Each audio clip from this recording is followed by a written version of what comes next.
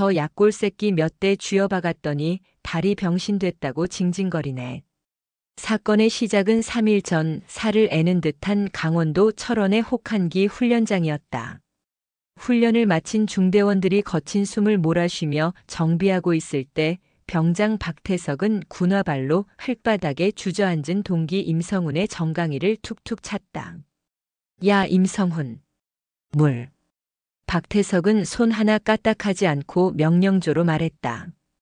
계급은 같은 병장이었지만 이 부대에서 박태석은 황제였고 임성훈은 노비나 다름없었다. 연대장의 아들이자 사단장의 조카라는 배경은 계급장보다 더 강력한 절대 권력이었다. 임성훈은 흑투성이가 된 손으로 급히 수통을 내밀었다. 여기 있습니다. 드십시오. 아, 씨발. 누가 미지근한 수통 물 처먹는데? 막 싸가서 시원한 이온 음료 가져오라고. 눈치가 없냐? 그러니 내가 고문관 소리 듣는 거야. 박태석이 수통을 손으로 거칠게 쳐냈다. 철제 수통이 바닥을 뒹굴며 요란한 소리를 냈다. 임성훈은 입술을 깨물며 고개를 숙였다. 죄송합니다. 지금 훈련 중이라 PX 이용이 불가능해서 훈련 끝나면 바로 사다 드리겠습니다. 말대꾸하지 말라고 했지. 야, 엎드려. 박태석의 눈빛이 뱀처럼 차갑게 변했다. 주변의 간부들은 모두 철수한 상황. 아무도 말리는 사람은 없었다. 임성훈은 익숙한 공포에 떨며 차가운 땅바닥에 엎드려 뻗쳐 자세를 취했다. 박 병장님, 한 번만 봐주십시오. 오늘 몸 상태가 너무 안 좋습니다. 시끄러워. 넌 주둥이가 문제야. 박태석은 임성훈의 등 위로 올라타 군화발로 짓밟기 시작했다. 우리 아빠가 연대장인데 너 같은 흙수저 새끼가 감히 토를 달아? 영창 보내줘? 박태석은 임성훈의 등 위에서 널뛰기 하듯 점프했다. 한계에 다다른 임성훈의 팔이 부들부들 떨렸다. 그리고 비극은 순식간에 일어났다. 박태석이 균형을 잃은 척하며 체중을 실어 임성훈의 오른쪽 종아리를 뒤꿈치로 찍어 눌러버린 것이다. 우두둑. 섬뜩한 파열음이 연병장에 울려 퍼졌다. 끄악.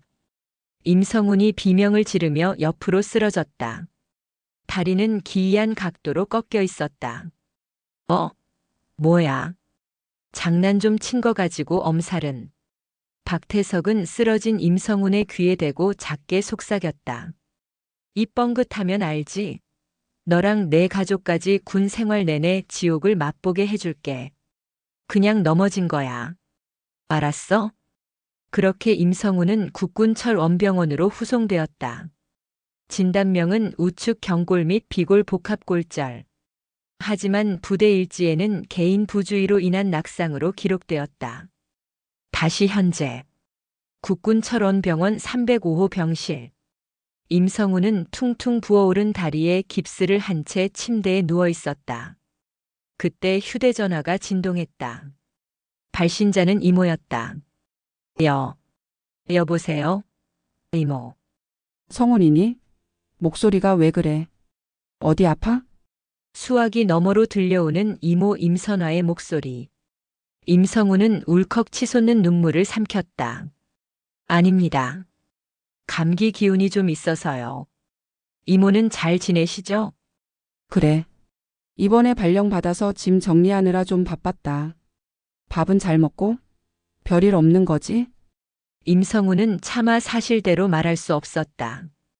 이모는 바쁜 회사원이라고만 알고 있었다. 자신이 다쳤다고 하면 얼마나 걱정하실까. 네, 별일 없습니다. 선임들도 잘해주고 훈련도 할 만합니다. 성훈아, 임선화가 말을 끊었다. 그녀의 목소리가 한 톤 낮아졌다. 거기 어디니? 부대 아니지? 네. 아, 그게. 숨기지 말고 말해. 배경 소리가 부대가 아니야. 병원이지? 임선화는 대한민국 육군 최연소 여성 중장이자 707 특수임무단 출신의 전설적인 인물이었다. 수화기 너머의 미세한 공기 흐름, 조카의 떨리는 호흡, 그리고 배경으로 깔리는 병원 안내방송 소리를 그녀가 놓칠 리 없었다. 죄송합니다. 훈련하다가 제가 칠칠 맞아서 넘어졌습니다. 지금 철원병원입니다.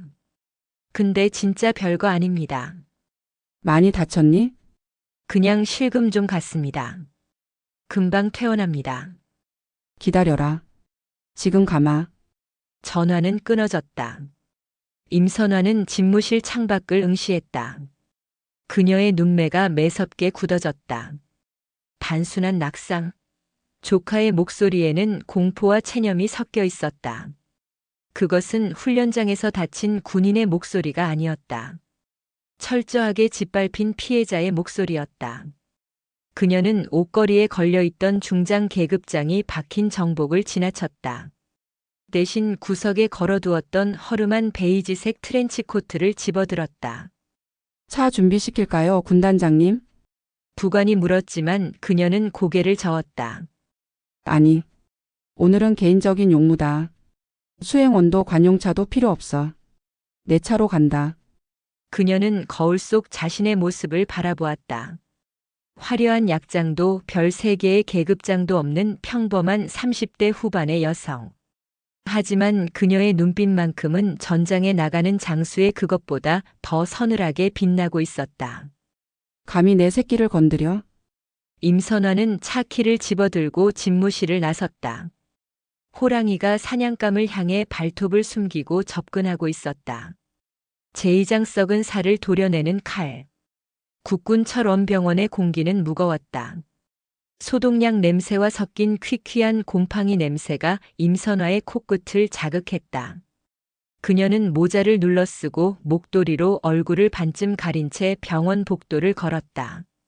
누가 봐도 면회온 평범한 가족이었다. 지나가는 간호장교들도 휠체어를 탄 병사들도 그녀에게 눈길조차 주지 않았다. 305호 병실 앞. 그녀는 문을 열려다 멈칫했다. 안에서 들려오는 익숙한 그러나 듣기 싫은 목소리 때문이었다. 야, 임성훈. 너 깁스하니까 좀 편해 보인다. 훈련도 열외하고 꿀빠네. 비아냥거리는 말투. 임선화는 문고리를 잡은 손에 힘을 주었다. 바로 들어가지 않고 문틈으로 안을 살폈다. 병실 안에는 깁스를 한 조카 임성훈이 침대에 위축된 채 앉아 있었고 그 앞에는 환자복 상의를 풀어헤친 박태석이 짝다리를 짚고 서 있었다. 그는 맹장 수술을 핑계로 같은 병원에 입원해 있으면서 심심할 때마다 임성훈의 병실을 찾아와 괴롭히고 있었다. 박 병장님, 제발 그만해 주십시오. 다리가 너무 아픕니다. 임성훈이 애원하듯 말했다. 하지만 박태석은 들은 척도 하지 않았다. 아파? 아프라고 찬 거야, 임마. 엄살 피우지 마. 야, 너 깁스에 낙서 좀 하자. 매직 어딨냐? 박태석이 주머니에서 검은색 유성 매직을 꺼내 들었다. 그리고는 임성훈의 거부에도 불구하고 흰색 깁스 위에 거침없이 글씨를 써내려갔다. 폐급, 병신, 집에 가라. 하지 말아 주십시오. 부탁드립니다. 시끄러워. 가만히 있어. 임성훈의 눈에서 눈물이 뚝뚝 떨어져 깁스 위로 번졌다. 그 모습을 지켜보는 임선화의 심장이 찢어지는 듯 했다. 그녀가 알던 씩씩한 조카의 모습은 온데간데 없고 공포에 질린 먹잇감만이 남아있었다. 임선화는 더 이상 참지 않았다. 그녀가 병실 문을 거칠게 열어젖혔다. 쾅! 문이 벽에 부딪히며 큰 소리를 냈다. 박태석이 깜짝 놀라 뒤를 돌아보았다. 뭐야? 어떤 놈이 문을 이렇게 해? 그의 눈에 들어온 것은 코트 차림의 여성이었다. 박태석은 순간 긴장했다가 그녀의 평범한 복장을 보고 이내 표정을 풀었다. 아, 깜짝이야. 뭐야, 아줌마는? 여기 면회 시간 아닌데? 박태석은 임선화를 잡상인이나 길을 잘못 든 면회객 정도로 취급했다. 임선화는 대꾸 없이 성큼성큼 걸어 들어와 임성훈의 침대 곁에 섰다. 성훈아, 에이, 이모, 여긴 어떻게? 임성훈이 소스라치게 놀라며 몸을 일으키려 했다. 누워 있어. 움직이지 마. 임선화는 조카의 어깨를 눌러 눕히고 천천히 고개를 돌려 박태석을 응시했다. 그녀의 눈동자는 감정을 완벽하게 배제한 채 차갑게 가라앉아 있었다. 자네가 내 조카 다리에 저런 낙서를 했나? 박태석은 임선화의 기세에 잠시 눌리는 듯 했으나 곧 특유의 오만함을 되찾았다. 아, 성훈이 이모 되십니까? 인사오지게 박습니다. 제가 성훈이 아끼는 선임 박태석입니다. 이거요. 다 전우회로 응원 메시지 적어준 겁니다. 군대 문화를 잘 모르시나 보네. 박태석이 뻔뻔하게 웃으며 매직 뚜껑을 닫았다. 전우애라. 뼈를 부러뜨리고 모욕을 주는 게 요즘 군대의 전우애인가 보지? 임선화의 직설적인 말에 박태석의 표정이 굳어졌다. 이 아줌마가 지금 무슨 소리를 하는 거야? 뼈를 부러뜨려? 성훈이가 지 혼자 자빠진 거라니까요.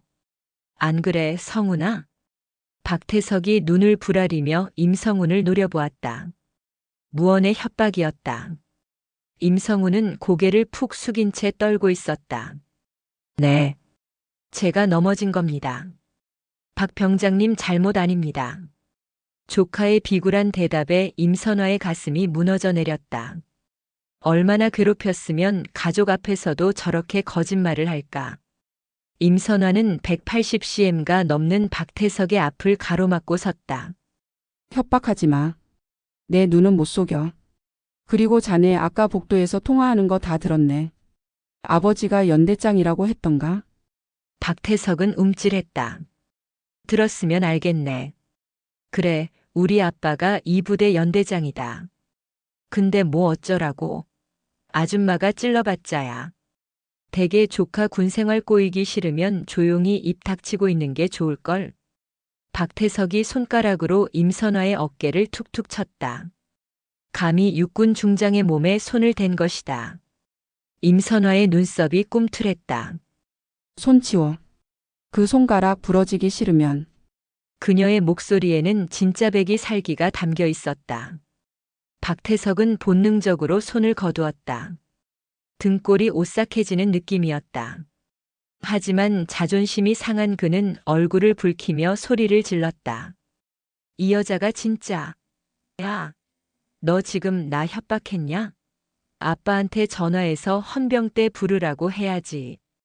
그는 보란 듯이 스피커폰을 켰다. 아빠. 나야. 병원에 웬 미친 여자가 와서 행패를 부려.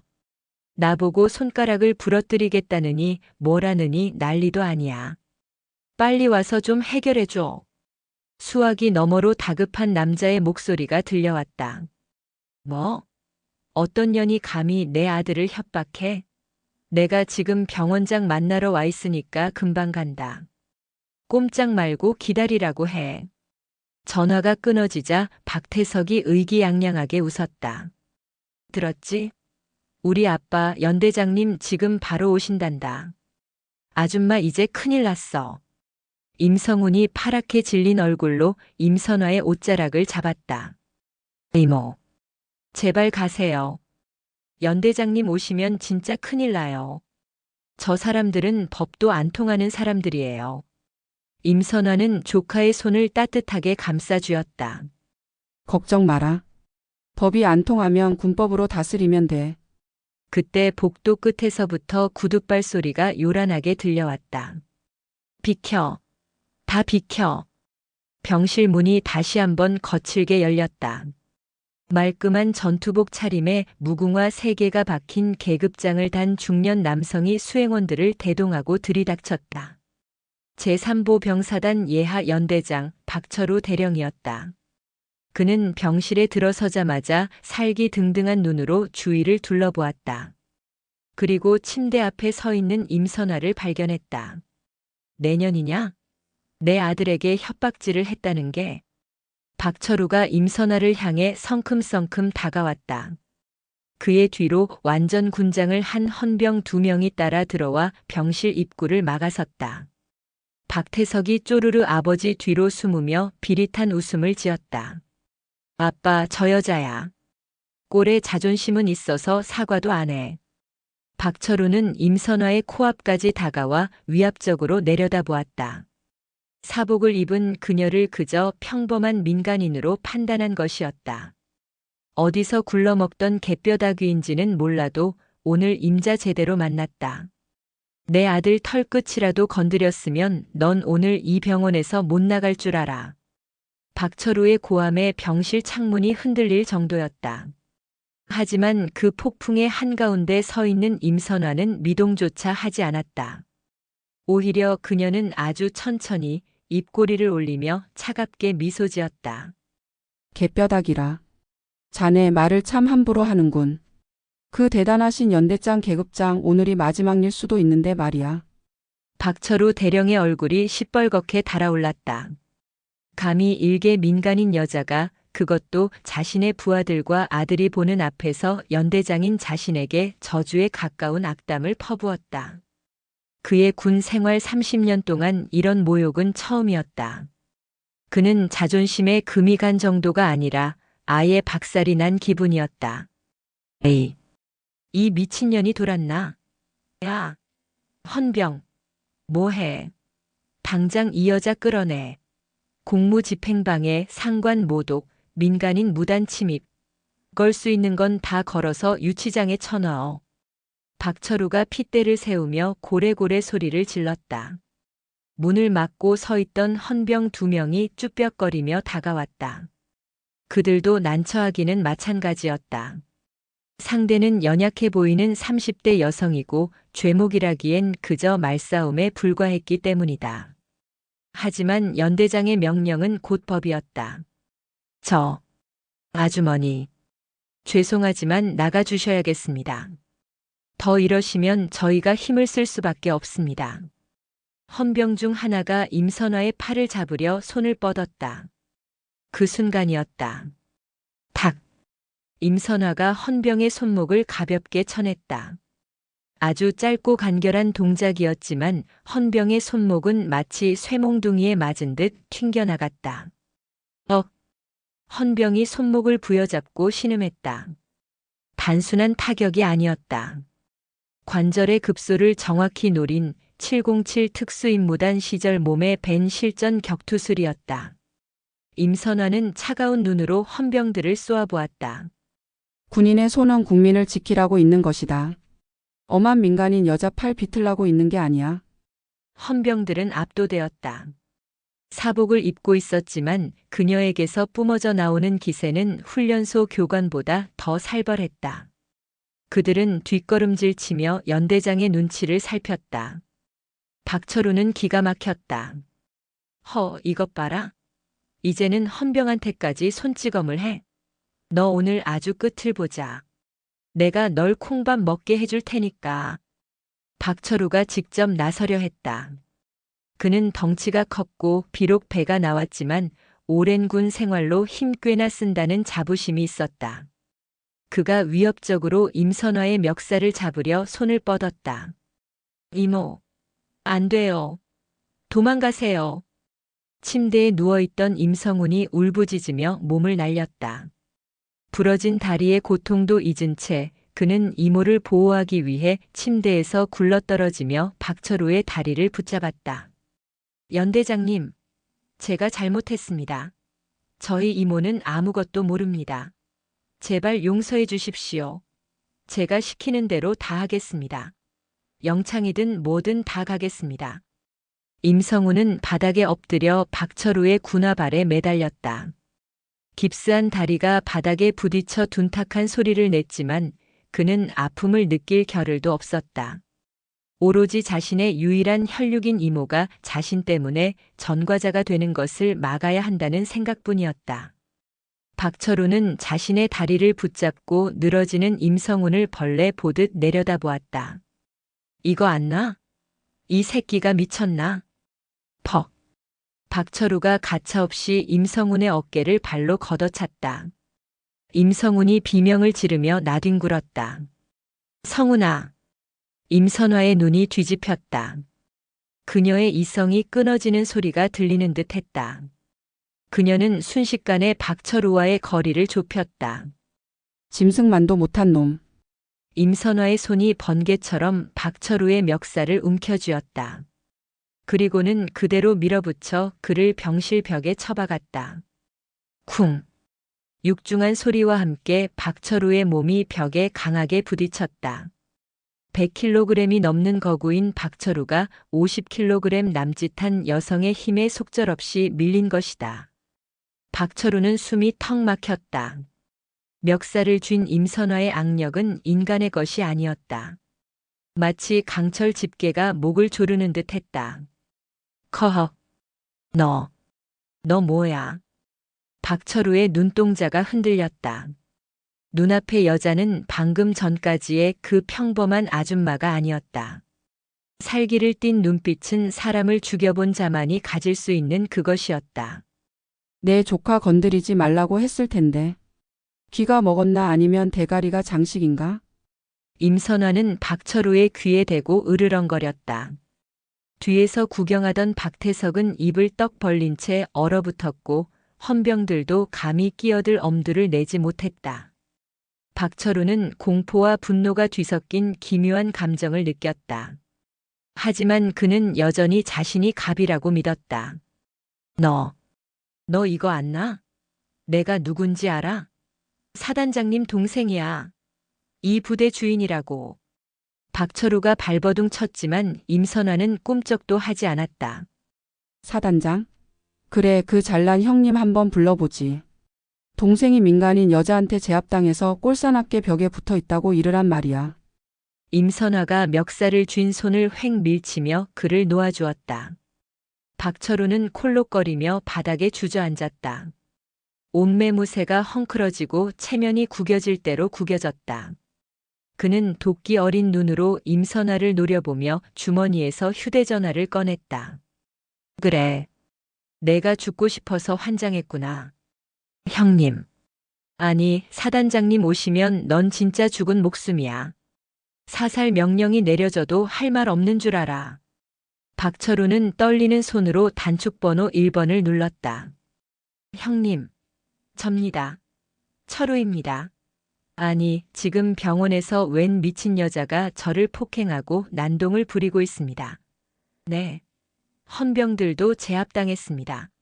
총이라도 쏴야 할 판입니다. 네. 빨리 좀 와주십시오. 태석이도 지금 인질로 잡히기 직전입니다. 그는 잊지도 않은 사실까지 섞어가며 과장되게 보고했다. 전화를 끄는 박철우는 다시 기세가 등등해졌다. 들었지? 사단장님 지금 근처 골프장에 계시다가 바로 오신단다. 넌 이제 끝났어. 헌병대장이 아니라 헌병대 할아버지가 와도 넌 못 구해줘. 박태석도 덩달아 신이 났다. 아줌마 진짜 깡 하나는 좋네. 우리 큰아빠 성격 불같은 거 모르지? 별 2개가 뜨면 이 병원 전체가 뒤집어지는 거야. 아까 나한테 손가락 부러뜨린다 어쩐다 했지? 아줌마 손가락 10개 다 부러질 준비나 해. 임선화는 그들의 비웃음을 무시하고 바닥에 쓰러진 임성훈에게 다가갔다. 그녀는 주머니에서 손수건을 꺼내 조카의 터진 입술을 닦아주었다. 일어나라 성훈아. 침대로 가자. 이모. 죄송해요. 저 때문에. 임성훈은 펑펑 울고 있었다. 다리의 고통보다 자신이 사랑하는 이모가 저 무시무시한 권력자들과 척을 졌다는 사실이 더 괴로웠다. 사단장이 온다니.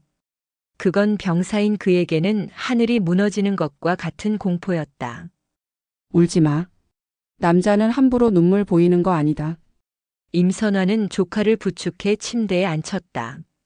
그리고 흐트러진 코트 자락을 정리하며 병실 입구를 바라보았다. 기다려보자. 그 대단하신 별 2개가 어떤 낯짝으로 오는지. 그녀는 병실 구석에 있는 의자를 끌어다 병실 한가운데 정확히 문을 마주 보는 위치에 놓았다. 그리고 다리를 꼬고 앉았다. 그 모습은 마치 심판을 기다리는 죄인이 아니라 죄인을 기다리는 재판관의 모습이었다. 병실 안에는 숨막히는 침묵이 흘렀다.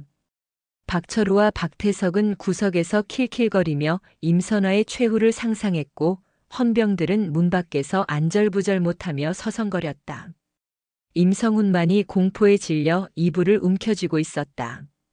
임선화는 눈을 감고 지난 707 시절을 떠올렸다. 테러범들에게 인질이 잡혔던 수많은 작전들. 그때마다 그녀는 냉철한 판단력과 압도적인 무력으로 상황을 정리했다. 지금 이 상황도 다르지 않았다. 다만 인질이 사랑하는 조카이고 테러범이 군복을 입은 양아치들이라는 점이 다를 뿐이었다. 썩은 살은 도려내야지. 아프더라도 확실하게. 그녀가 나직하게 중얼거렸다. 시간이 얼마나 지났을까? 멀리서부터 웅성거리는 소리와 함께 복도가 떠나가라 큰 고함이 들려왔다. 사단장님 입장하십니다. 전체 차렷. 경례. 백골. 우렁찬 구호 소리가 병원 건물을 뒤흔들었다. 박철우가 벌떡 일어나 옷매무새를 가다듬었다. 박태석도 침을 꼴깍 삼키며 긴장한 표정을 지었다. 드디어 올 것이 왔다. 복도의 소란스러움이 절정에 달하더니 305호 병실의 문이 활짝 열렸다. 헌병들이 양옆으로 도열하고 그 사이로 번쩍이는 정모를 쓴 중년의 장군이 들어왔다. 대한민국 육군 제3보 병사단장 박진철 소장. 그는 짜증이 가득 묻어나는 얼굴이었다. 골프복 위에 급하게 야전 상의만 걸친 듯 목깃 사이로 화려한 색깔의 피케 셔츠가 살짝 보였다. 한 손에는 지휘봉 대신 골프 장갑을 벗어 쥐고 있었다. 아니 철우야. 도대체 관리를 어떻게 하기에 민간인 하나 통제를 못해서 나를 불러. 내 티샷 타임 다 놓쳤잖아. 박진철은 들어오자마자 동생인 박철우를 나무랐다. 상황의 심각성보다는 자신의 여가 시간이 방해받은 것에 더 화가 난 눈치였다. 백골. 형님. 아니 사단장님. 면목 없습니다. 하지만 이 여자가 보통 내기가 아닙니다. 저를 폭행하고 태석이를 협박했습니다. 헌병들도 손을 못 썼습니다. 박철우가 90도로 허리를 숙이며 억울함을 호소했다. 박진철의 눈썹이 꿈틀했다. 폭행? 감히 연대장에게 손을 대? 어떤 년이야? 박진철의 시선이 병실 안을 훑었다. 그리고 병실 한가운데 다리를 꼬고 의자에 앉아있는 임선화에게 멈췄다. 임선화는 일어나지도 경례를 하지도 않았다. 그저 팔짱을 낀 채 박진철을 무표정하게 응시할 뿐이었다. 박진철은 기가 막히다는 듯 헛웃음을 터뜨렸다. 저 여자야?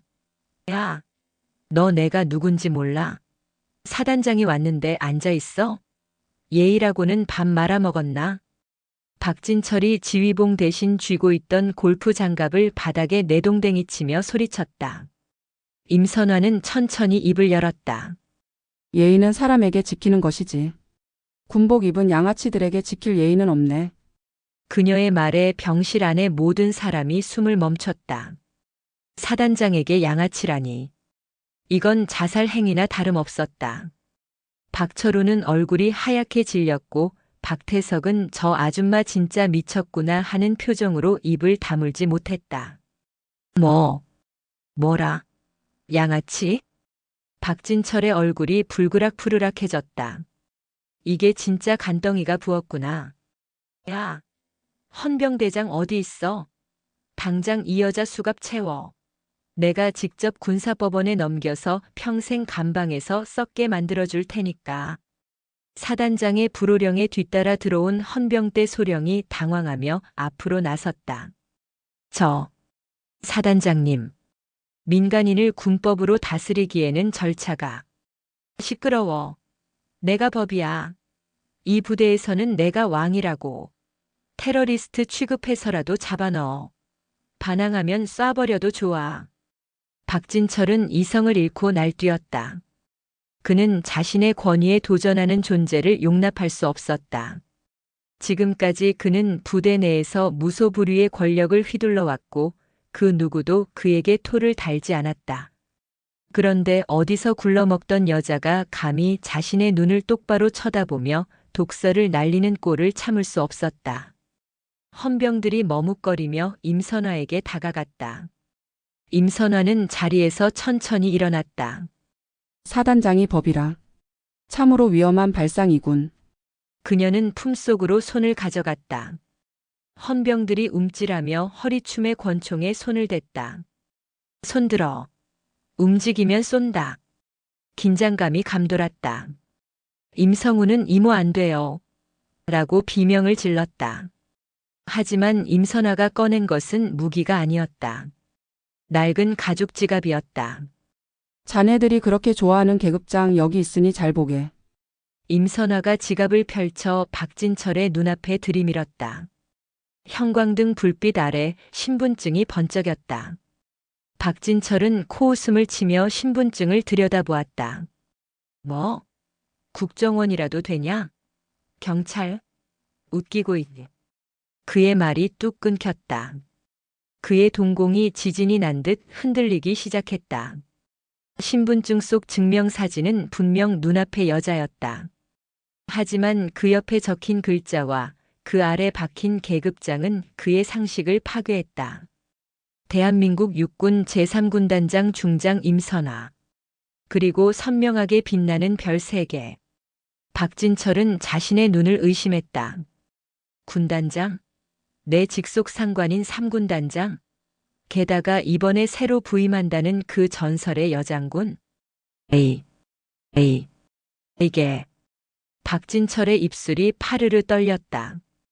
다리에 힘이 풀려 주저앉을 뻔했다.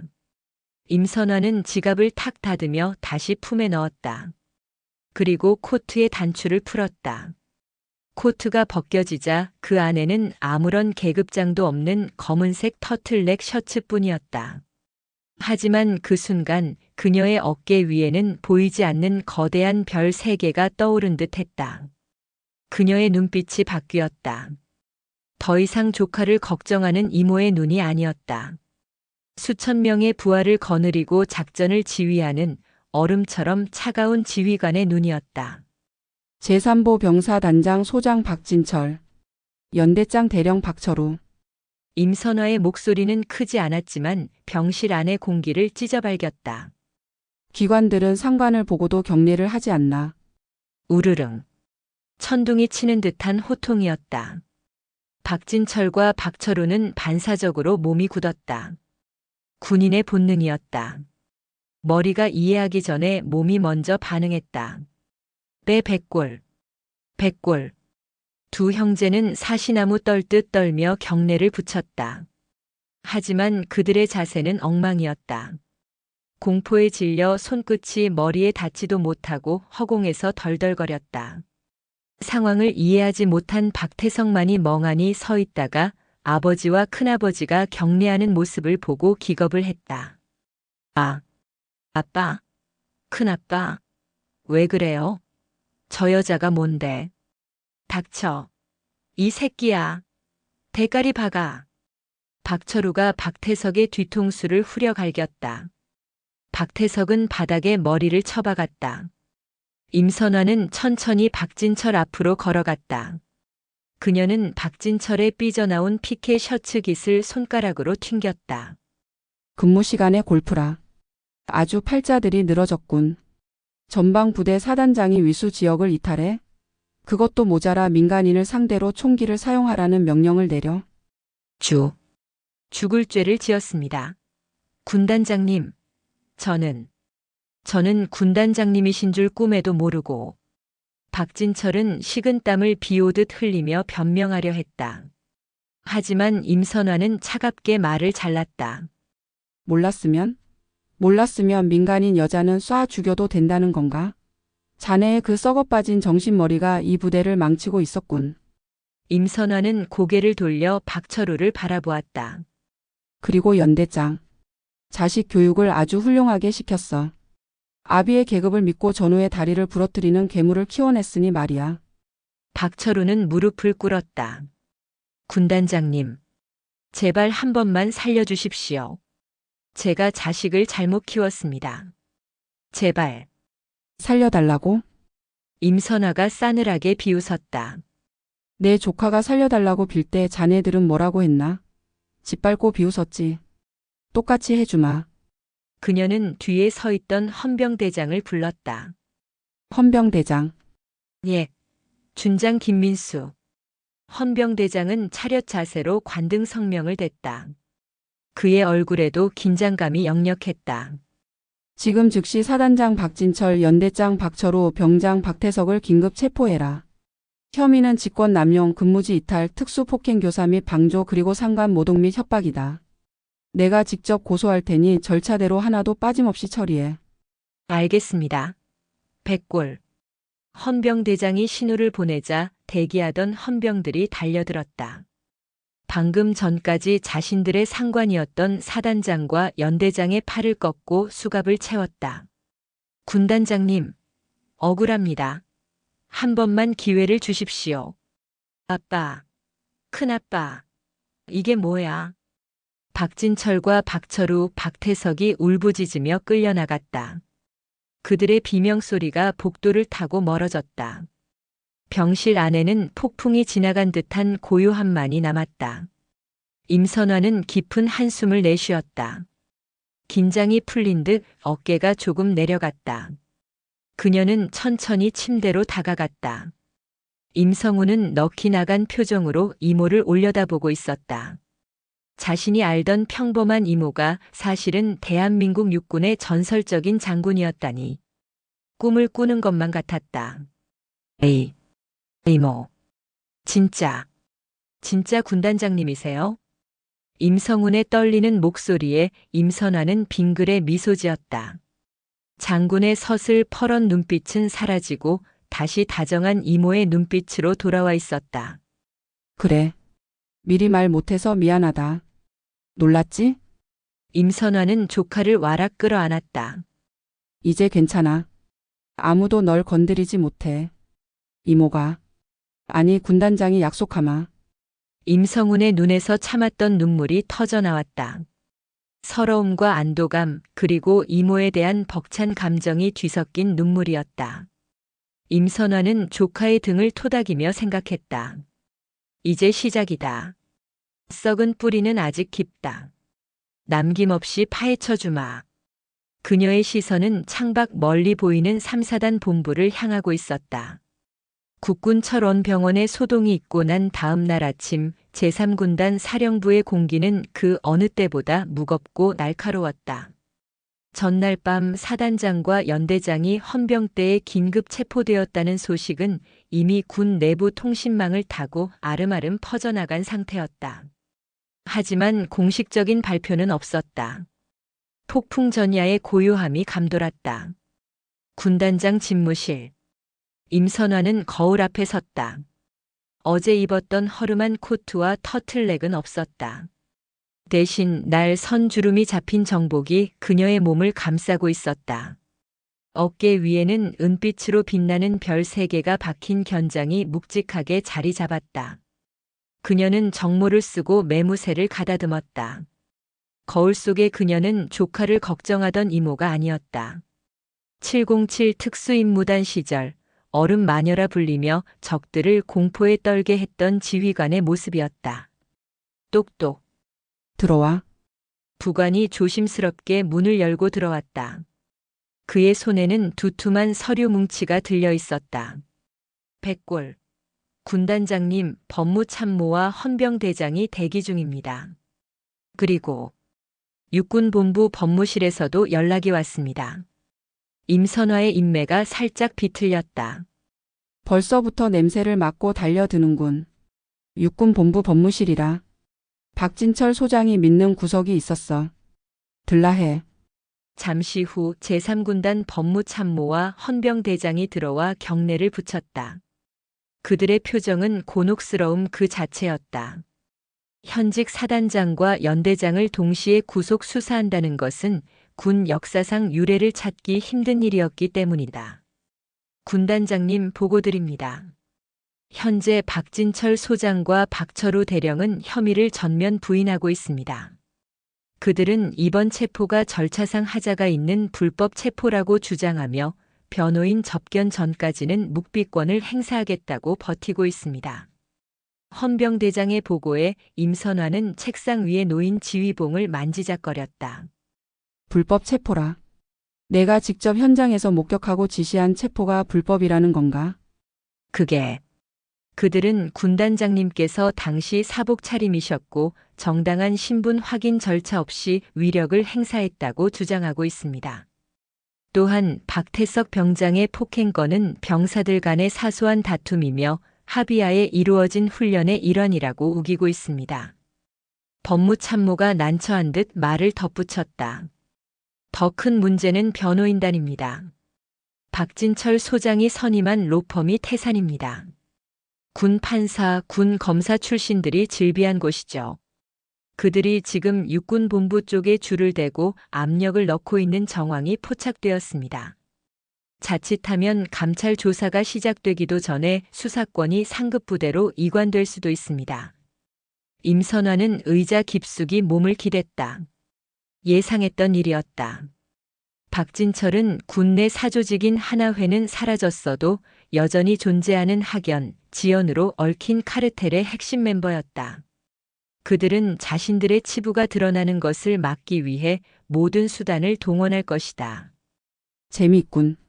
전우의 다리를 부러뜨린 건 장난이고 상관에게 대든 건 정당방위다. 아주 소설을 쓰고 있어. 임선화가 자리에서 일어났다. 그녀의 눈빛이 형형하게 빛났다. 그들이 법대로 하자고 하면 아주 철저하게 법대로 해주지. 헌병대장. 예, 박태석 병장의 병실 압수수색했나? 아직 못했습니다. 박철우 대령 측에서 프라이버시 침해라며 강하게 반발하고 있고 영장 발부가 지연되고 있습니다. 지금 즉시 압수수색 영장 재청구해. 사유는 증거 인멸 우려. 그리고 내가 직접 군 판사에게 전화하지. 내 이름을 걸고 영장 받아내. 임선화는 잠시 숨을 고른 뒤 더 차가운 목소리로 명령했다. 그리고 3사단 예하전 부대에 대한 특별 감찰을 지시한다. 기간은 무기한. 박진철 소장 부임 이후 발생한 모든 사건 사고 기록, 병영 부조리 설문지, 마음의 편지 원본까지 싹 다 긁어모아. 종이 한 장이라도 누락되면 해당 부대 지휘관들 옷 벗길 각오하라고 전해. 법무참모와 헌병대장의 등골이 서늘해졌다. 이것은 단순한 수사가 아니었다. 군단 예하 사단 하나를 완전히 해체해서라도 뿌리를 뽑겠다는 전쟁 선포였다. 알겠습니다. 백골. 참모들이 물러가자 임선화는 창밖을 바라보았다. 멀리 철원의 산자락이 눈에 들어왔다. 성훈아, 조금만 기다려라. 이모가 놈들의 썩은 동아줄을 모조리 끊어놓으마. 그 시각 3군단 헌병대 유치장. 박진철 소장은 유치장 안에서 팔짱을 낀 채 다리를 떨고 있었다. 수의를 입은 꼴이 말이 아니었지만 그의 표정에는 여전히 오만함이 남아 있었다. 옆방에 수감된 동생 박철우 대령이 불안한 목소리로 물었다. 형님, 정말 괜찮은 겁니까? 상대는 군단장입니다. 그것도 그 독종 임선화라고요. 박진철이 코웃음을 쳤다. 야, 쫄지 마. 임선화? 걔가 707 출신이면 뭐해. 군대는 정치가 움직이는 거야. 내가 육군본부 인사참모부장한테 벌써 연락해놨어. 태산 변호사들이 곧 도착할 거다. 임선화 그년이 감정적으로 일 처리했다고 몰아가면 오히려 그년이 역풍 맞게 되어 있어. 박진철은 확신하고 있었다. 군대라는 조직은 시끄러운 것을 싫어한다. 삼성 장군이 이성 장군을 구속했다는 스캔들은 군 전체의 명예를 실추시키는 일이다. 윗선에서는 적당히 덮고 싶어 할 것이고 자신은 그 틈을 파고들어 빠져나갈 수 있다고 믿었다. 태석이 녀석이 좀 문제긴 한데 그건 김상병이랑 애들 입단속 시키면 돼. 훈련 중에 사고였다고 입만 맞추면 증거 불충분으로 풀려날 거야. 임성훈 그 새끼만 조용히 시키면 되는데. 박철우가 눈을 번뜩였다. 성훈이 놈 부모가 없지 않습니까?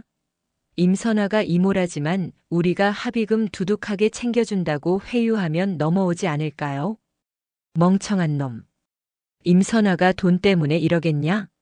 자존심 싸움이야. 아무튼 두고 봐. 내일이면 공기가 달라질 테니까. 하지만 그들의 예상은 빗나가고 있었다. 임선화는 그들이 생각하는 일반적인 장군이 아니었다. 그녀는 적의 숨통을 끊기 전에는 절대 멈추지 않는 사냥개였다. 오후 2시 접견실. 말끔한 정장 차림의 변호사가 박진철을 찾아왔다. 로펌 태산의 에이스 변호사, 전직 군 판사 출신 최 변호사였다. 사단장님 고생이 많으십니다. 이야기 다 들었습니다. 오, 최 변호사. 왔는가? 빨리 나 좀 여기서 꺼내줘. 내가 이런 데 있을 사람이 아니잖아. 최 변호사는 서류 가방에서 문서를 꺼내며 은밀하게 속삭였다. 상황이 좀 복잡합니다. 임선화 군단장이 직접 칼을 빼들었어요. 군 판사들에게 압박을 넣어서 압수수색 영장이 발부되었습니다. 지금 헌병들이 박태석 병장의 관물대와 휴대전화를 털고 있습니다. 뭐? 아니, 판사놈들이 미쳤나? 내 조카 물건을 함부로 뒤져. 임 군단장 기세가 워낙 흉흉해서 판사들도 눈치를 보고 있습니다. 게다가 최 변호사가 뜸을 들이다 곤란한 표정으로 말했다. 지금 여론이 안 좋습니다. 병원 목격자들이 꽤 있어요. 사단장님께서 병실에서 소리를 지르고 삿대질하는 장면을 본 병사들이 웅성거리고 있습니다. 인터넷에 찌라시가 돌기 시작하면 육군본부에서도 마냥 덮어줄 수는 없습니다. 박진철의 얼굴이 굳어졌다. 그럼 어쩌라는 거야? 막아야지. 자네가 돈 받은 만큼 일을 해야 할 것 아닌가. 그래서 말씀인데 꼬리 자르기가 필요할 수도 있습니다. 꼬리 자르기? 박태석 병장. 그리고 박철우 대령선에서 마무리해야 사단장님이라도 건질 수 있습니다. 모두가 다 살 수는 없습니다. 박진철의 눈동자가 흔들렸다. 동생과 조카를 버리라는 말인가. 하지만 자신의 별이 떨어지는 것보다는 나았다. 그는 침을 꿀꺽 삼켰다. 방법을 말해보게. 그때였다. 접견실 문이 벌컥 열리며 임선화가 들어왔다. 그녀는 사복이 아닌 정복 차림으로 위압감을 뿜어내고 있었다. 작전 회의 중인가? 아주 감동적인 형제애를 나누고 있을 줄 알았더니 배신을 모의하고 있었군. 임선화가 차가운 미소를 지으며 의자에 앉았다. 최 변호사가 당황하며 일어났다. 군단장님. 여기는 변호인 접견실입니다. 도청이나 난입은 불법입니다. 법? 자네가 법을 논할 자격이 있나? 전직 군 판사 출신이 범죄자들을 비호하며 증거인멸을 교사하고 있다니. 부끄러운 줄 알아야지. 임선화는 최 변호사를 무시하고 박진철을 뚫어지게 쳐다보았다. 박진철 소장. 자네가 믿던 육군본부 인사라인 지금 막 감찰 들어갔네. 자네가 골프장 회원권 상납한 내역 다 확보했거든. 박진철의 안색이 흑빛으로 변했다. 무슨. 자네는 끝났어. 이제 남은 건 자네가 얼마나 추하게 발버둥 치느냐 아니면 깨끗하게 죄를 인정하고 죄값을 치르느냐 그 차이뿐이야. 임선화는 자리에서 일어나며 나직하게 말했다. 선택해. 동생과 조카를 팔아넘기고 혼자 살려고 발버둥 치다가 셋 다 파멸할지 아니면 지금이라도 군인으로서 마지막 양심을 지킬지. 자네에게 양심 같은 건 없었나? 그녀는 대답도 듣지 않고 접견실을 나갔다. 박진철은 망연자실하여 의자에 주저앉았다. 최 변호사는 식은땀을 닦으며 헛기침만 해댔다. 임선화의 반격은 이제 시작이었다. 그녀는 단순히 세 사람을 처벌하는 것을 넘어 군 내부에 깊게 뿌리 박힌 부패의 고리를 끊어낼 작정이었다. 다음 날 새벽 임선화는 3사단 예하 연대, 즉 박철우 대령이 지휘하던 부대를 불시에 방문했다. 칠흑 같은 어둠이 깔린 연병장에는 살을 애는 듯한 칼바람만이 불고 있었다.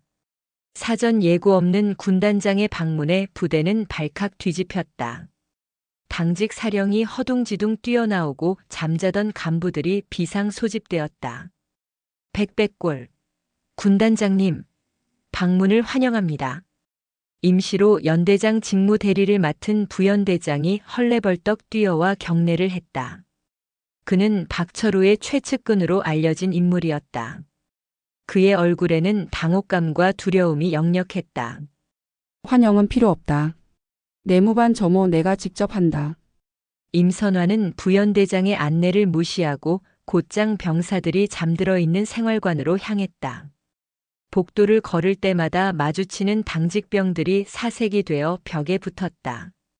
생활관 문을 열자 후끈한 공기와 함께 땀 냄새가 훅 끼쳐왔다. 자다가 깬 병사들이 어리둥절한 표정으로 일어났다. 그대로 있어. 편히 쉬어. 임선화는 병사들을 진정시키고 생활관 내부를 천천히 둘러보았다.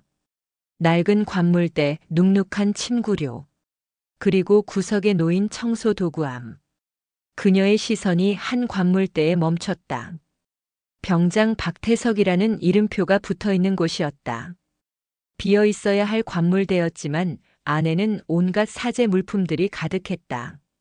고급 화장품, 밖에서 몰래 들여온 것으로 보이는 태블릿 PC, 그리고 양주병까지. 부연대장. 예, 중령 김철수. 이게 뭔가? 병사가 내무반에서 양주를 마시고 태블릿을 쓴다. 이걸 몰랐다고 하진 않겠지? 부연대장은 식은땀을 줄줄 흘렸다. 그것이 박 병장이 워낙 연대장님 아들이라 통제가 어려웠습니다. 죄송합니다. 통제가 어려운 게 아니라 방조한 거겠지. 직무유기다. 헌병 이거 다 압수해. 임선화의 지시에 수행하던 헌병들이 박태석의 물건을 모조리 수거했다. 그때 구석에서 한 병사가 쭈뼛거리며 손을 들었다. 얼굴에 여드름이 가득한 앳된 모습의 일병이었다. 군단장님. 부연대장이 눈을 부라리며 병사를 노려보았다. 야, 김일병. 군단장님 앞에서 뭐하는 짓이야? 손 내려. 가만 있어. 말해봐라 일병. 임선화가 부드러운 목소리로 병사에게 다가갔다. 김일병은 부연대장의 눈치를 살피며 입을 열었다. 그거 말고도 더 있습니다. 김일병, 너 미쳤어? 부연대장이 소리를 질렀지만 임선화가 손을 들어 제지했다. 그녀의 눈빛이 매섭게 부연대장을 꽂았다. 입 다물어. 한 번만 더 병사를 위협하면 자네도 저 수거함에 같이 넣어버리겠네. 서슬퍼런 경고에 부연대장은 입을 다물었다. 임선화는 김일병의 눈높이에 맞춰 몸을 낮췄다. 괜찮다. 여기는 나 말고 아무도 너를 해칠 수 없어. 말해보렴. 김일병은 떨리는 손으로 자신의 매트리스 밑을 가리켰다. 박태석 병장이 시켜서 숨겨둔 게 있습니다. 헌병이 매트리스를 들어올리자 얇은 공책 한 권이 나왔다. 겉표지에는 아무것도 적혀 있지 않았지만 내용을 펼치자 깨알 같은 글씨들이 빼곡했다. 그것은 일종의 채무장부였다. 김일병 PX 냉동 3회 상납 미이행시 구타 이상병 휴가증 양도각서 박 이병 아버지 회사 면세점 상품권 상납. 박태석은 단순히 폭력을 휘두른 게 아니었다. 병사들을 협박하여 금품을 갈취하고 심지어 부모의 재력까지 이용해 입속을 챙기고 있었다. 그리고 그 뒤에는 연대장인 아버지의 묵인이 있었음이 분명했다. 임선화의 손이 부들부들 떨렸다. 이것은 군대가 아니었다. 조폭 집단이나 다름없었다. 이걸 다 박태석이 시켰나? 네. 안 하면 때리고 연대장님한테 말해서 영창 보낸다고 협박했습니다. 저희는 너무 무서웠습니다. 김일병이 울먹이자 주변에 있던 다른 병사들도 하나둘씩 용기를 내기 시작했다. 군단장님 저도 있습니다. 제 관물대 뒤에 저는 세탁실 천장에 숨겨두라고 했습니다. 본물 터지듯 증언이 쏟아져 나왔다. 오랫동안 억눌려왔던 공포가 군단장이라는 거대한 보호막 앞에서 터져 나온 것이다. 병사들은 앞다투어 박태석과 간부들의 비리를 고발했다. 연대장이 회식비를 병사들에게 전가한 사실, 사단장이 방문할 때마다 병사들의 사비로 선물을 준비하게 한 사실 등 충격적인 내용들이 이어졌다. 임선화는 그 모든 이야기를 묵묵히 들었다. 그녀의 가슴 속에서는 뜨거운 불길이 치솟았지만 머리는 더욱 차갑게 식어갔다. 헌병대장 다 받아 적어. 녹음하고. 오늘 이 자리에서 나온 모든 증언이 저들을 파멸시킬 증거다. 조사가 진행되는 동안 부연대장은 슬그머니 자리를 피하려 했다. 그는 어딘가로 급하게 전화를 걸려 했다. 어디 가나 부연대장. 임선화의 목소리가 그의 뒷덜미를 잡았다. 자네도 조사받아야지. 공범 아닌가? 아닙니다. 저는 정말 모르는 일입니다. 저는 그저 시키는 대로. 시키는 대로 불의를 행한 것도 죄다. 군인은 상관의 명령에 복종해야 하지만 불법적인 명령에는 거부할 의무도 있어. 자네는 그 의무를 저버리고 아이들의 고통을 외면했어. 임선화의 일갈에 부연대장은 고개를 떨구었다. 날이 밝아오고 있었다. 연병장에 모인 전 장병들 앞에서 임선화는 단상에 올랐다.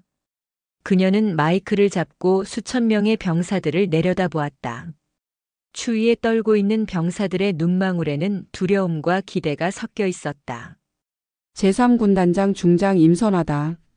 그녀의 목소리가 스피커를 타고 쩌렁쩌렁 울렸다. 오늘부로 이 부대의 모든 부조리는 끝났다. 너희를 괴롭히던 자들은 지위 고하를 막론하고 모두 법의 심판을 받을 것이다. 나의 조카가 당한 일이라서가 아니다. 너희 모두가 누군가의 귀한 아들이고 조카이고 형제이기 때문이다. 병사들 사이에서 술렁임이 일었다. 군단장이 직접 그것도 자신의 조카 이야기를 꺼내며 부조리 척결을 선언한 것은 처음 있는 일이었다. 나는 약속한다. 내 군복을 걸고 다시는 이 부대에서 억울하게 눈물 흘리는 병사가 없도록 하겠다. 너희는 나라를 지키러 온 것이지 간부들의 노예가 되러 온 것이 아니다. 이상. 임선화가 연설을 마치고 단상을 내려오자 어디선가 박수 소리가 들려왔다. 처음에는 한두 명이었지만 곧이어 연병장 전체가 떠나갈 듯한 함성과 박수갈채로 뒤덮였다. 와! 군단장님 만세! 병사들은 진심으로 환호했다. 그들의 환호성 속에 임선화는 주먹을 꽉 쥐었다. 이제 절반 왔다. 현장 증거는 확보했다. 이제 남은 것은 저 위에 다리를 틀고 있는 진짜 몸통, 박진철 소장과 그를 비호하는 세력을 박살내는 것이었다. 그녀는 차에 오르며 부관에게 지시했다. 육군 본부로 간다. 참모총장님을 배워야겠어. 사태는 이제 3사단을 넘어 육군 전체의 문제로 확대되고 있었다. 임선화는 더 큰 폭풍 속으로 스스로 걸어 들어가고 있었다. 충청남도 계룡대. 대한민국 국군의 심장부라 불리는 육군 본부의 아침은 겉으로는 평온해 보였으나 수면 아래에서는 격렬한 소용돌이가 치고 있었다. 제3군단장 임선화 중장의 3사단 숙청 작업이 본격화되면서 그 파장이 군 수뇌부까지 미치고 있었기 때문이다. 임선화가 탄 관용차가 본청 현관에 도착했다. 그녀가 차에서 내리자 대기하고 있던 의전 장교들이 긴장한 표정으로 경례를 붙였다. 충성! 군단장님, 인사참모부장님께서 기다리고 계십니다. 임선화는 고개를 끄덕이며 복도를 걸었다. 그녀의 걸음걸이에는 한치의 망설임도 없었다. 하지만 그녀는 알고 있었다. 오늘 만날 사람이 적군인지 아군인지 아직 확실치 않다는 것을. 인사참모부장실. 육군의 모든 인사를 쥐락펴락하는 막강한 권력자 김정호 중장이 소파에 앉아 차를 마시고 있었다. 그는 구속된 박진철 소장의 육군사관학교 직속 선배이자 군 내 사조직의 핵심 인물로 알려져 있었다. 인사참모부장님 부르셨습니까? 임선화가 경례를 하고 자리에 앉았다. 김정호는 찻잔을 내려놓으며 사람 좋은 미소를 지었다. 오, 임 장군. 먼 길 오느라 고생했어. 차 한잔하게. 용건만 듣겠습니다. 3사단 관련입니까? 김정호의 눈썹이 살짝 꿈틀거렸다. 임선화의 단도직입적인 태도가 마음에 들지 않는 눈치였다. 그는 미소를 거두고 짐짓 엄숙한 표정을 지었다. 임 장군. 자네 이번 일 처리가 너무 거칠어. 현직 사단장과 연대장을 긴급 체포하고 사단 전체를 이잡듯이 뒤진다며? 군의 위신이 말이 아니야. 밖에서 뭐라고 하는 줄 아나? 콩가루 군대라고 손가락질해. 썩은 환부를 도려내는 것이 위신을 세우는 일입니다. 범죄자를 감싸는 것이야말로 군의 명예를 더럽히는 짓입니다. 허 말은 청산유수군. 하지만 박진철 소장은 그렇게 쉽게 내칠 사람이 아니야. 그 친구 군내에 따르는 후배들도 많고 정치권. 아니. 윗선에서도 좋게 보는 인재야. 이번 한 번만 덮고 가자고. 박 소장이 옷 벗는 선에서 마무리하고 형사처벌은 면하게 해주게. 자네 조카한테는 섭섭지 않게 보상하겠다고 하더군. 역시나였다.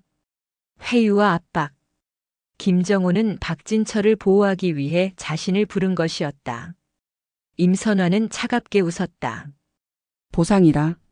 제 조카의 부러진 다리와 짓밟힌 자존심을 돈으로 환산할 수 있다고 생각하십니까? 그리고 3사단 병사들이 당한 그 수많은 갈취와 폭행은 얼마로 막으실 겁니까? 저는 타협하러 온 것이 아닙니다. 인사참모부장님께서도 이 일에 연루되어 있지 않다면 손을 떼시는 게 좋을 겁니다. 제 칼끝은 성역이 없습니다. 김정호의 얼굴이 붉게 달아올랐다. 이봐, 임선화.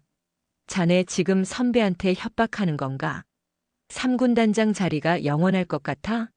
내가 마음만 먹으면 자네 옷 벗기는 건 일도 아니야. 협박이 아닙니다. 충고입니다. 그리고 제 군복은 국가가 입혀준 것이지 부장님이 입혀준 게 아닙니다. 부끄러운 줄 아십시오. 임선화는 자리를 박차고 일어났다. 뒤에서 김정호가 거기 서지 못해. 라고 고래고래 소리를 질렀지만 그녀는 뒤도 돌아보지 않고 나왔다. 하지만 진짜 위기는 그 뒤에 찾아왔다. 임선화가 계룡대를 빠져나와 부대로 복귀하던 중 부관이 다급하게 태블릿 PC를 내밀었다.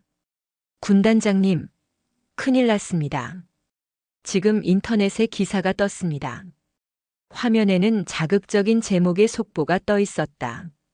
단독 여성 군단장의 갑질, 내 조카 건드렸다며 사단장 폭행 및 감금 논란. 기사 내용은 교묘하게 왜곡되어 있었다. 임선화가 조카의 부상을 핑계로 병원에 난입해 무고한 연대장과 사단장에게 폭력을 행사했고 헌병을 동원해 불법 감금했다는 것이었다. 박태석의 가혹행위나 비리에 대한 내용은 쏙 빠져 있었다. 심지어 임선화가 박철우 대령의 멱살을 잡고 있는 폐쇄회로 화면 캡처 사진까지 첨부되어 있었다. 전후 사정을 모르는 사람이 보면 영락없는 고위장성의 폐악질이었다. 댓글창은 이미 난리가 났다. 별 달았다고 눈에 뵈는 게 없나 보네. 사적인 감정으로 사단장을 구속해? 미쳤네. 여자가 장군 되니까 군대가 개판이다. 임선화의 눈매가 가늘어졌다. 법무법인 태산과 김정호 라인의 합작품이 분명했다. 여론을 이용해 자신을 매장시키고 수사의 정당성을 훼손하려는 수작이었다. 비열한 놈들. 임선화는 태블릿을 덮었다. 차 돌려. 네. 어디로 갑니까? 서울로 간다.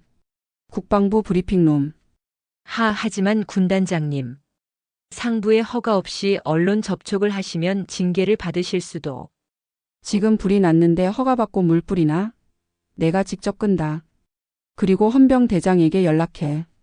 어제 확보한 장부와 병사들 진술 영상, 원본 파일 가지고 국방부로 오라고 해. 임선화는 피하지 않았다. 그들이 진흙탕 싸움을 걸어왔다면 기꺼이 진흙탕에 들어가 놈들의 목을 비틀어버릴 작정이었다. 2시간 후 국방부 브리핑룸. 갑작스러운 기자회견 예고에 수많은 취재진이 몰려들었다. 카메라 플래시가 쉴 새 없이 터지는 가운데 임선아가 단상에 섰다. 그녀의 정복 차림은 단정했고 표정은 비장했다. 제3군단장 임선아입니다. 그녀는 준비된 원고를 읽지 않았다. 대신 정면의 카메라를 똑바로 응시했다. 조금 전 보도된 기사는 악의적인 허위 사실입니다. 저는 오늘 이 자리에서 진실을 밝히고 우리 군에 기생하는 암적인 존재들을 고발하기 위해 섰습니다. 기자석이 술렁거렸다.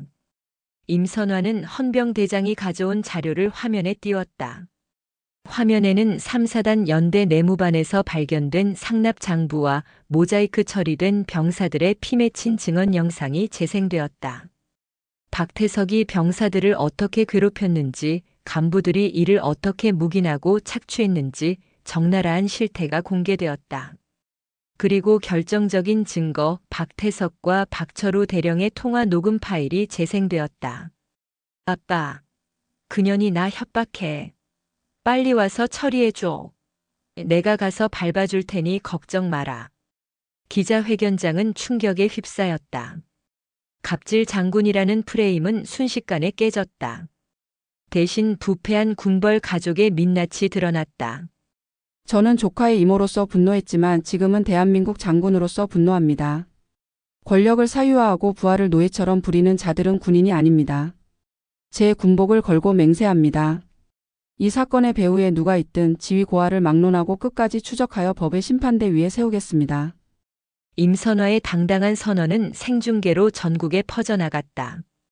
여론은 순식간에 반전되었다. 참군인 사이다 장군이라는 댓글이 폭주하기 시작했다. 육군본부 인사참모부장실에서 텔레비전을 지켜보던 김정호 중장은 찻잔을 집어 던졌다. 저 독종이 기어코 이를 저질러. 이제 돌이킬 수 없었다. 임선화가 쏘아 올린 공은 거대한 눈덩이가 되어 굴러가기 시작했다. 국방부 브리핑의 여파는 강력했다. 국방부 장관이 직접 철저한 수사를 지시했고 육군본부 감찰실이 아닌 국방부 조사본부가 투입되었다. 김정호 중장을 비롯한 비호 세력은 몸을 사리며 꼬리를 내렸다.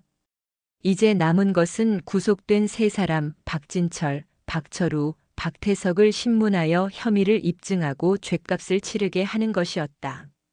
3군단 헌병대 조사실. 임선화는 직접 취조실로 들어갔다. 맞은편에는 수의를 입은 박철우가 앉아 있었다. 하루 만에 10년은 늙은 듯 초췌한 모습이었다. 박철우 대령. 아니 이제 곧 전역하게 될 민간인 박철우 씨라고 불러야 하나? 임선화가 맞은편에 앉으며 서류를 툭 던졌다. 나는 모르는 일이야. 태석이가 애들을 괴롭힌 건지 혼자 한 짓이고 나는 바빠서 신경을 못 썼을 뿐이라고. 직무유기는 인정하지만 폭행교사는 아니야. 박철우는 여전히 발뺌하고 있었다. 자신의 아들을 꼬리 자르기 해서라도 본인은 살아남겠다는 심산이었다. 참 추하군. 자식 핑계를 대다니. 그런데 이거 어쩌나. 자네 아들 박태석이 옆방에서 아주 술술 불고 있던데. 임선화는 거짓말을 했다. 사실 박태석은 겁에 질려 울기만 할 뿐 제대로 된 진술을 하지 못하고 있었다. 하지만 박철우에게는 이 한마디가 치명타였다. 뭐라고? 태석이가 뭐라고 했는데? 자네가 시켰다고 하더군. 병사들한테 상납받은 면세점 상품권 양주. 그거 다 아빠한테 갖다 줬다고. 그리고 자네가 사단장에게 상납할 골프채 산다고 돈 걷어오라고 시켰다던데. 거짓말. 그 미친놈이 지 살자고 아비를 팔아? 박철우가 흥분해서 책상을 내리쳤다. 임선화는 그 틈을 놓치지 않았다. 부전자전이지. 자네도 살려고 아들을 팔고 있잖아. 안 그래? 임선화는 몸을 앞으로 숙이며 박철우의 눈을 직시했다. 잘 들어. 지금 여론이 들끓고 있어. 누군가는 총대를 매야 해. 자네 형인 박진철 소장 지금 변호사 불러서 모든 책임을 자네와 자네 아들에게 떠넘길 준비를 하고 있네. 자기는 몰랐다. 동생이 내 이름을 팔고 다닌 거다. 이렇게 말이야. 형님이. 그럴 리가 없어. 그럴 리가 없어? 아까 김정호 중장도 손 떼더군. 썩은 동아줄은 이미 끊어졌어. 자네 혼자 독박 쓰고 감옥에서 10년 썩을 텐가? 아니면 지금이라도 형의 비리를 불고 정상 참작이라도 받을 텐가? 선택해. 이것은 707 시절 임선화가 대테러 협상에서 주로 쓰던 죄수의 딜레마 전술이었다. 신뢰가 없는 범죄 집단은 이익 앞에서 반드시 분열하게 되어 있었다. 박철우의 눈동자가 심하게 흔들렸다. 형에 대한 믿음과 본인의 안위 사이에서 갈등하는 기색이 역력했다. 시간이 없어. 5분 뒤면 박진철 소장을 소환할 거야. 그가 먼저 자네를 지목하면 자네는 끝이야. 임선화가 시계를 보며 카운트다운을 시작했다. 4. 사실은 박철우가 입을 열었다. 형님이 시켰습니다. 사단장 취임하고 나서 진급 로비 자금이 필요하다고 연대 운영비랑 부식비 횡령해서 현금으로 만들어 오라고 했습니다. 태석이가 병사들 뜯어낸 돈도 일부는 형님한테 갔습니다. 드디어 터졌다. 단순한 가혹행위 사건이 대규모 횡령과 뇌물 사건으로 비화되는 순간이었다. 증거는? 제 개인 금고에 있습니다. 형님한테 돈 전달할 때마다 녹음해둔 파일이랑 비밀 장부가 있습니다. 그거 드리면 저는 좀 선처해 주시는 겁니까? 임선화는 차갑게 대답했다. 죄를 지었으면 벌을 받아야지. 하지만 적어도 아들에게 모든 걸 뒤집어 씌운 파렴치한 아비로는 남지 않게 해주지. 박철우의 자백을 확보한 임선화는 곧바로 박진철 소장의 조사실로 향했다. 박진철은 태산 로펌의 최 변호사와 함께 여유를 부리고 있었다. 군단장님, 너무 무리하시는 거 아닙니까? 제 의뢰인은 혐의를 전면 부인. 최 변호사가 입을 열자마자 임선화가 녹음기를 틀었다. 형님, 이번에 거둔 돈입니다. 5천만 원입니다. 그래, 수고했다. 철우야. 이번에 인사참모부장 만나려면 좀 더 필요해. 병사들 급식비 좀 더 쥐어짜봐. 박철우와 박진철의 육성이 조사실에 울려 퍼졌다. 박진철의 얼굴이 백지장처럼 하얗게 변했다. 최 변호사마저 입을 다물었다. 이건 빠져나갈 구멍이 없는 명백한 증거였다. 자, 박진철 소장. 이것도 조작이라고 할 텐가? 에이. 배신자 새끼가. 내가 지를 어떻게 키웠는데. 박진철이 발작하듯 소리를 질렀다. 그는 더 이상 위험 있는 장군이 아니었다. 탐욕에 눈이 멀어 동생과 조카까지 팔아먹으려 했던 추악한 노인일 뿐이었다. 당신은 군인의 명예를 더럽혔어. 그리고 내 조카와 수많은 장병들의 가슴에 피멍을 들게 했지. 임선화가 조사실 테이블을 짚으며 일어섰다.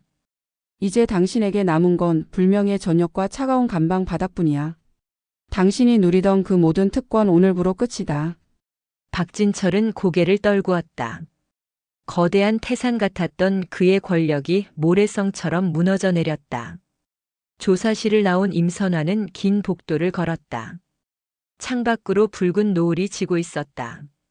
길고 긴 싸움의 끝이 보이고 있었다. 하지만 그녀는 웃지 않았다. 아직 해야 할 일이 남아 있었다. 그녀는 병원으로 향했다. 몸이 아니라 마음이 다친 조카 임성훈을 만나러 가야 했다. 그리고 그 아이에게 약속한 대로 세상이, 군대가 조금은 바뀌었다는 것을 보여줘야 했다. 군사법원 대법정의 공기는 무겁게 가라앉아 있었다. 방청석은 취재진과 군 관계자들, 그리고 이번 사건에 관심을 가진 시민단체 회원들로 가득 찼다.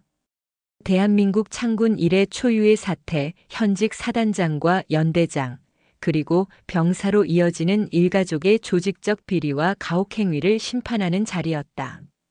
피고인석에는 수의를 입은 세 남자가 앉아 있었다.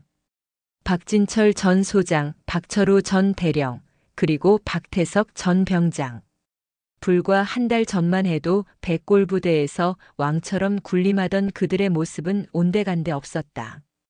박진철은 고개를 푹 숙인 채 바닥만 응시했고 박철우는 초조한 듯 손톱을 물어뜯었다. 박태석은 겁에 질려 훌쩍거리고 있었다. 재판장이 판결문을 읽어 내려가기 시작했다. 피고인 박진철. 육군 소장으로서 모범을 보여야 함에도 불구하고 지위를 이용하여 부대 예산을 횡령하고 진급 청탁을 위해 뇌물을 공유하였으면 친족의 범죄를 은폐하기 위해 직권을 남용하였다. 이는 군의 기강을 뿌리째 흔드는 중대한 범죄이다. 카메라 플래시가 터지는 소리가 빗소리처럼 쏟아졌다. 이에 피고인 박진철을 징역 7년에 처하며 재정 및 불명예 전역을 명한다. 땅, 땅, 땅. 판사봉 소리가 울려 퍼졌다. 박진철이 비틀거리며 쓰러질 듯하자 교도관들이 그를 부축했다. 그의 어깨에서 가상의 별 2개가 산산조각 나 바닥으로 떨어지는 순간이었다. 이어 박철우에게는 징역 5년, 박태석에게는 징역 3년의 실형이 선고되었다.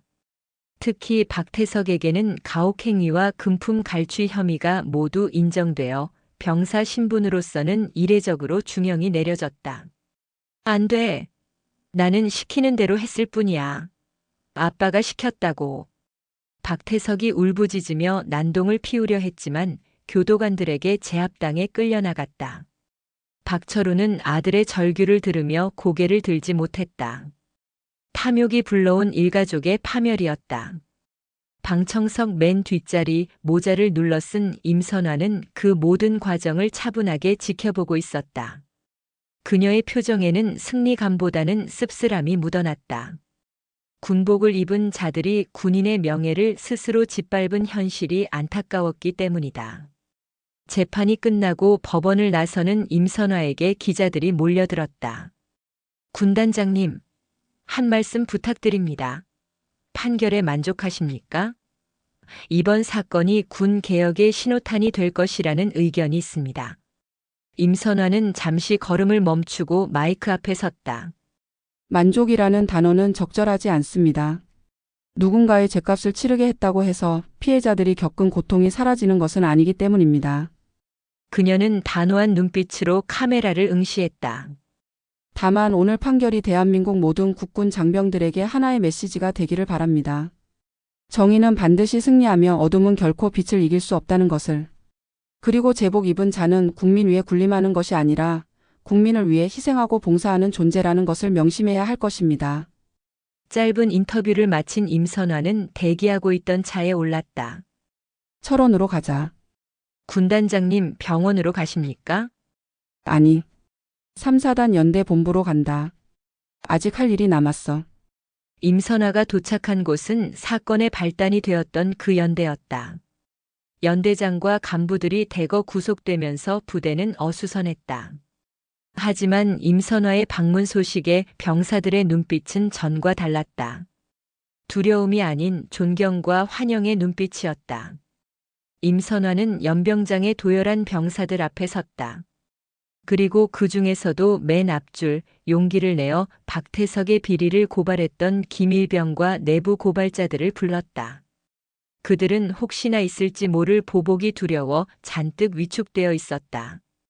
임선화는 단상에서 내려와 김일병의 손을 잡았다.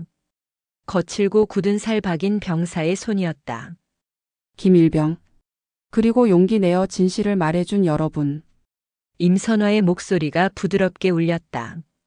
너희는 동료를 팔아먹은 밀고자가 아니다. 너희는 전우를 지키고 병든 부대를 구해낸 진정한 영웅이다. 내가 군단장으로 있는 한 그 누구도 너희에게 불이익을 주거나 따돌리지 못할 것이다.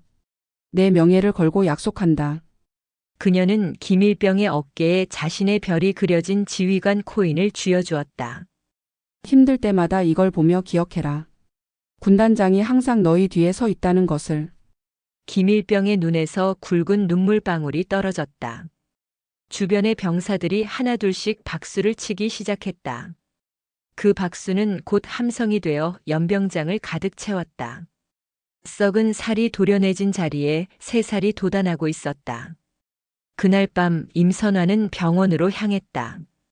임성훈의 병실은 이제 고요했다. 창가에 앉아 달빛을 받고 있는 조카의 뒷모습이 보였다. 성훈아, 임성훈이 뒤를 돌아보았다. 퉁퉁 부었던 얼굴은 많이 가라앉았고 깁스한 다리도 제법 익숙해 보였다. 이모, 뉴스 봤어요. 다 끝난 거죠? 임선화는 침대 옆에 앉아 조카의 머리를 쓰다듬었다. 그래. 다 끝났다. 놈들은 감옥에 갔고 부대는 정상화되고 있어.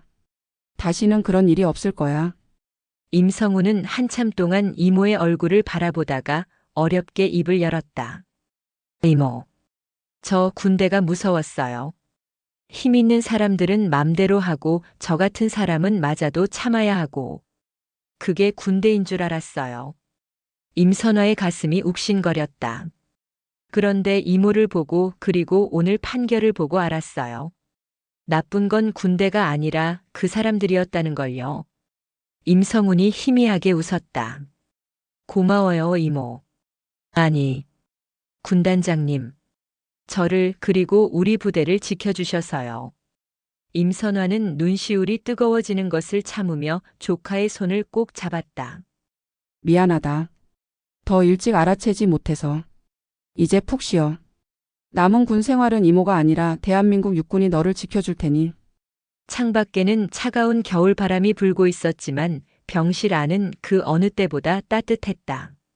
길고 길었던 싸움의 밤이 지나고 있었다. 계절이 바뀌었다. 철원에 매서운 칼바람이 잦아들고 산자락마다 연분홍 진달래가 피어오르는 봄이 왔다. 얼어붙었던 한탄강의 물줄기가 풀리듯 제3보 병사단에도 따뜻한 기운이 감돌았다. 오늘은 임성훈이 전역하는 날이었다. 본래 의가사 제대를 할 수도 있었지만 임성훈은 끝까지 만기 전역을 고집했다. 재활 치료를 마치고 부대로 복귀해 남은 복무 기간을 행정병으로 성실히 채운 것이다. 도망치듯 떠나기보다 당당하게 마침표를 찍고 싶다는 그의 의지였다. 위병소 앞. 전역하는 병사들이 동기들과 행가래를 치며 환호성을 지르고 있었다. 임성훈도 밝은 표정으로 위병소를 걸어 나왔다. 다리에는 더 이상 깁스가 없었지만 아직 걸음걸이는 조금 조심스러웠다. 하지만 그의 표정만큼은 그 누구보다 당당했다. 성훈아, 고생했다.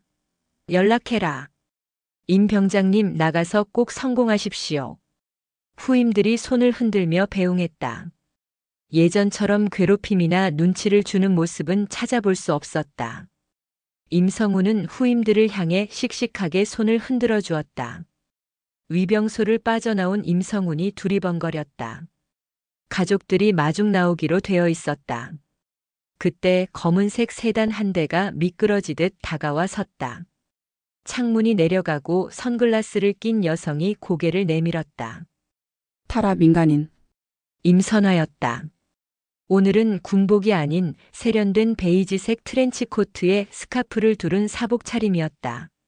하지만 그 특유의 카리스마는 여전했다. 이모, 와, 진짜 오셨네요. 바쁘실 텐데.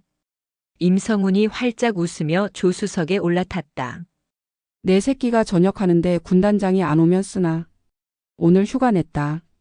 맛있는 거 먹으러 가자. 차는 철원의 국도를 시원하게 달렸다. 창문을 열자 봄바람이 차 안으로 밀려 들어왔다. 임성훈은 창밖으로 지나가는 부대의 풍경을 바라보았다. 지긋지긋했던 곳, 죽고 싶을 만큼 힘들었던 곳. 하지만 이제는 극복해낸 추억의 장소가 되었다. 이모, 저 사실 복귀하고 나서 좀 걱정했거든요.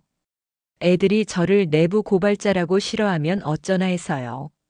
그래서? 싫어하더냐? 아니요. 오히려 고맙다고 하더라고요. 저 덕분에 악습이 사라져서 살 것 같다고. 김일병은 저 갈 때 울기까지 했어요. 임선화가 흐뭇하게 미소 지었다. 그게 정상이야. 용기는 전염되는 법이거든. 내가 쏘아 올린 작은 공이 부대 전체를 바꾼 거야. 넌 자랑스러운 내 조카이자 훌륭한 군인이었다. 헤헤, 군단장님한테 칭찬받으니까 기분 좋은데요? 임성훈이 쑥스러운 듯 코를 문질렀다. 차는 어느새 한적한 산사 입구에 도착했다. 지리산은 아니었지만 철원 근교의 고즈넉한 사찰이었다. 밥 먹기 전에 잠시 들를 곳이 있다. 임선아와 임성훈은 경내를 천천히 걸었다. 풍경 소리가 맑게 울려 퍼졌다. 임선아는 대웅전 앞에 서서 합장했다. 임성훈도 따라 손을 모았다. 성훈아, 군대에서 겪은 일 잊으라고는 안 하겠다. 하지만 그 기억이 너를 갉아먹는 상처가 아니라 앞으로 세상을 살아가는데 필요한 단단한 굳은살이 되었으면 좋겠구나. 임선아는 조카를 바라보며 진심 어린 조언을 건넸다. 그녀 역시 숱한 전장을 누비며 몸과 마음의 상처를 입었지만 그것을 극복하고 지금의 자리에 섰다. 조카도 그러기를 바랐다. 네, 이모. 저 이제 안 도망칠 거예요. 박태석 그 자식. 아니, 그 사람들 보면서 배웠어요. 힘은 약한 사람 괴롭히라고 있는 게 아니라 지키라고 있는 거라는 걸요. 저도 이모처럼 멋진 어른이 될게요. 임성훈의 눈빛은 더 이상 3개월 전 병실에서 떨던 그 눈빛이 아니었다. 단단하게 여물어 있었다. 임선화는 그런 조카가 대견해서 어깨를 감싸 안았다. 그래. 그거면 됐다. 이제 가자. 내가 좋아하는 삼겹살 사주마. 소주도 한잔 할까? 오, 콜입니다. 군단장님이 사주시는 술 영광입니다. 두 사람은 서로를 마주보며 환하게 웃었다. 봄 햇살이 두 사람의 어깨 위로 따스하게 내려앉았다. 사찰을 내려오는 길 임선화의 휴대전화가 울렸다. 부관이었다. 김소령. 무슨 일이야? 군단장님 죄송합니다. 휴가 중이신데 급한 보고가 들어왔습니다. 육군본부에서 차기 작전 사령관 후보로 군단장님을 추천했다고 합니다. 복귀하셔서 검토하셔야 할 것 같습니다. 임선화는 피식 웃었다. 쉴 틈을 주지 않는 군대였다. 알았다. 저녁 먹고 복귀한다고 전해. 그리고 그녀는 잠시 뜸을 들이다가 멀리 앞서 걷고 있는 조카의 뒷모습을 바라보며 말했다. 나 없는 동안 부대 관리 잘해라. 병사들 밥 잘 챙겨 먹이고 아픈 놈 없는지 수시로 확인하고. 알겠나? 예, 알겠습니다. 충성. 전화를 끄는 임선화는 깊게 숨을 들이마셨다. 맑고 상쾌한 공기였다. 그녀는 다시 전장으로 돌아갈 것이다.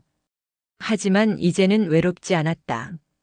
자신이 지켜낸 정의가 그리고 자신이 구해낸 병사들이 그녀의 등 뒤를 든든하게 받쳐주고 있을 테니까.